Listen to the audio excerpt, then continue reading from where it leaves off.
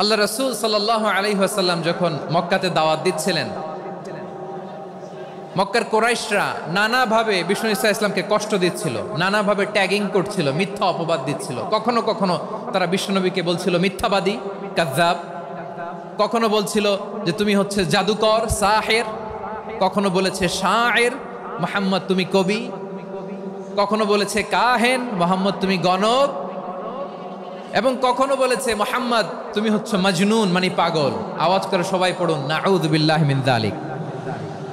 তাহলে বিশ্বনবীকে মৌলিকভাবে এই 5টি অপবাদ দিয়েছে। আমার কলেজা টুকরা সিলেটের ভাইরা, বিশ্বনবীর ব্যাপারে মিথ্যা অপবাদ মৌলিকভাবে দিয়েছে কয়টি? 5টি। বলেছে তুমি মিথ্যাবাদী, বলেছে তুমি গণক, তুমি কবি, তুমি পাগল, তুমি জাদুকর।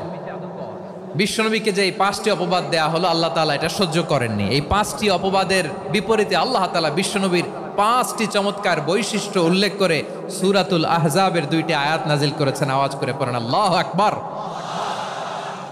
5টি চমৎকার বৈশিষ্ট্য সূরাতুল আহজাবের ভেতরে রব্বুল আলামিন উল্লেখ করে আমাদেরকে জানিয়ে দিচ্ছেন, ইয়া আইয়ুহান নাবিয়্যু ইন্না আরসালনাকা শাহিদান ওয়া মুবাশশিরান ওয়া নাযীরা ওয়া দাঈয়ান ইলাল্লাহি বিইذনিহি ওয়া সিরাজাম মুনীরা। পড়েন আল্লাহু আকবার। রব্বুল আলামিন ডেকে বলেন, ও নবী, নিশ্চয় আমি আপনাকে সাক্ষ্যদাতা রূপে প্রেরণ করেছি, সুসংবাদদাতা রূপে প্রেরণ করেছি, সতর্ককারী রূপে প্রেরণ করেছি, আল্লাহর দিকে আহ্বানকারী রূপে প্রেরণ করেছি, আর আলোদানকারী চেরাগ রূপে, প্রদীপ রূপে প্রেরণ করেছি। পড়েন সুবহানাল্লাহ।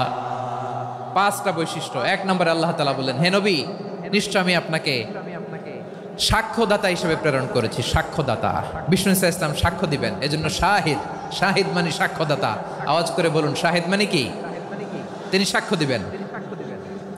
মুবাশশির, 2 নম্বর বৈশিষ্ট্য হচ্ছে তিনি মুবাশশির। মুবাশশিরুম বিরাহমাতিল্লাহি ওয়া বিল জান্নাহ। তিনি আল্লাহর রহমতের সুসংবাদ দেন, তিনি আল্লাহর জান্নাতের সুসংবাদ দেন। সুবহানাল্লাহ পড়েন।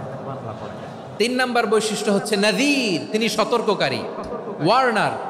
তিনি সাবধান করতে এসেছেন, রিমাইন্ডার দিতে এসেছেন যে আল্লাহর পথে যদি না চলো, শিরকি কাজ যদি না থামাও, তাহলে এমন আযাব আসবে আল্লাহর পাকড়াও থেকে তুমি বাঁচতে পারবে না।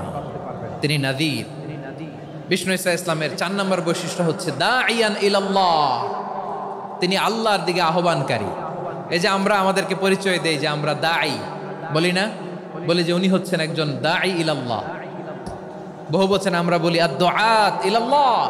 এটা কোরআনের এই আয়াত থেকে এসেছে। সুবহানাল্লাহ পড়েন।